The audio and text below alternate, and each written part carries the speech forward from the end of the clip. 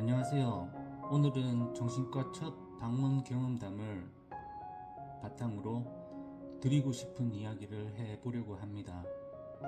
아직도 많은 분들이 정신건강 문제를 나의 나약함, 의지 부족으로 생각합니다. 저 역시 그랬습니다. 그래서 병원 문을 열기가 정말 어려웠어요. 하지만 직접 경험해보니 이건 혼자 해결할 수 있는 게 아니구나 라는 걸 뼈저리게 느꼈습니다. 저는 불우한 어린 시절을 보냈습니다. 그 속에서 우울의 씨앗이 조금씩 자라났고 사기를 당하는 큰 사건을 겪으면서 우울증이 폭발했습니다. 그때 저는 밥도 못 먹고 잠도 못 자고 화장실 가는 것조차 힘든 상태였습니다. 하루 종일 누워만 있고 어지럽고 눈만 감으면 죽고 싶다는 생각만 들었죠. 그렇게 3개월이 흘렀습니다. 그런데 제 옆에서 고통받는 아내와 5살 아들을 보니 이대로는 안 되겠다. 나 때문에 이 가족이 무너지는 건 안 된다. 는 생각이 들었습니다.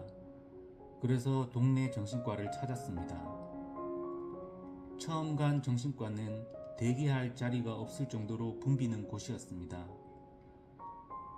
솔직히 놀랐어요. 나만 이런 게 아니구나. 이렇게 많은 사람들이 힘들어하고 있구나 라는 걸 그때 알았습니다. 문진표만 작성하는데도 30분은 걸렸습니다. 그리고 의사 선생님과 짧은 상담을 하게 되었죠. 그때 의사가 저에게 이렇게 물었습니다. 자살을 생각해 본 적이 있나요? 구체적으로 어떻게 할지 생각해 본 적이 있나요? 저는 사실 술에 취해 아파트 창틀에 올라간 적도 있었지만 처음 보는 의사에게 그런 이야기를 털어놓기가 너무 불편했습니다. 그래서 아니요 라고 대답했어요. 하지만 지금 돌이켜보면 최대한 솔직하게 말하는 게 정말 중요합니다. 그래야 의사가 정확히 판단하고 알맞은 약을 처방할 수 있기 때문이죠. 처음 정신과에 가시는 분들이 흔히 기대하는 게 있습니다. 상담을 길게 해줄 거다 라든가 약을 한번 먹으면 바로 좋아질 거다. 하지만 실제는 그렇지 않습니다. 상담은 TV에서 보는 것처럼 길지 않습니다. 첫 약은 내 증상에 딱 맞는 정답이 아닙니다. 약은 즉시 효과가 나타나지 않고 꾸준히 먹으면서 조정해야 합니다. 그래서 많은 분들이 별 효과가 없네 하고 진료를 포기해 버리시는데 그러지 마시길 바랍니다. 정신건강의학과 전문의 오진승 선생님이 이런 말을 했습니다. 떡볶이집이 입에 안 맞으면 다른 떡볶이집을 가잖아요. 그런데 정신과는 포기해버리는 경우가 많아서 안타깝다. 맞는 말입니다. 의사도 궁합이 있습니다. 한두 번 보고 마음에 안 든다면 다른 병원, 다른 의사를 찾아보는 게 맞습니다. 저는 3번 정도 진료를 받다가 이사를 가게 되었습니다.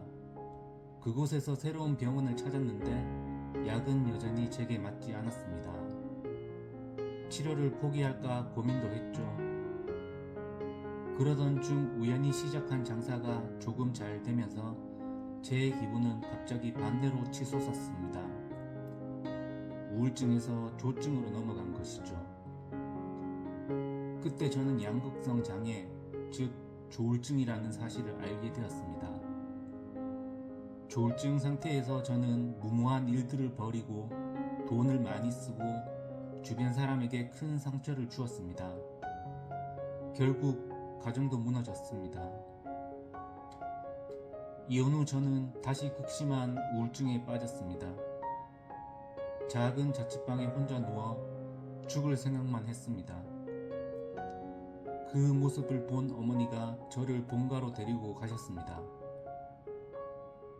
어머니는 저를 다그치지 않고 묵묵히 곁을 지켜주셨습니다. 그리고 수소문 끝에 찾은 3번째 정신과에서 드디어 저에게 맞는 약을 찾을 수 있었습니다.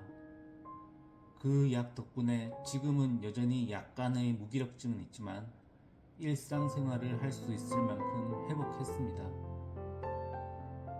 돌아보면 진작 다른 병원을 더 적극적으로 찾아갔다면 내 가족은 여전히 함께 있었을까 하는 아쉬움이 남습니다. 통계를 보면 2017년 기준으로 우울증 환자 68만 명, 불안장애 63만 명, 공황장애 14만 명, 조현병 12만 명, 조울증 8만 6천 명, 합치면 약 166만 명입니다. 그리고 진료를 받지 않는 사람까지 포함하면 훨씬 많습니다. 대략 국민 20명 중 1명꼴이라는 이야기입니다. 2021년에는 우울증으로 병원을 찾은 사람이 93만 명, 2017년보다 35% 증가했습니다. 이렇게 흔한 병인데도 아직도 많은 분들이 편견과 오해 때문에 병원을 가지 않습니다. 특히 보험 문제.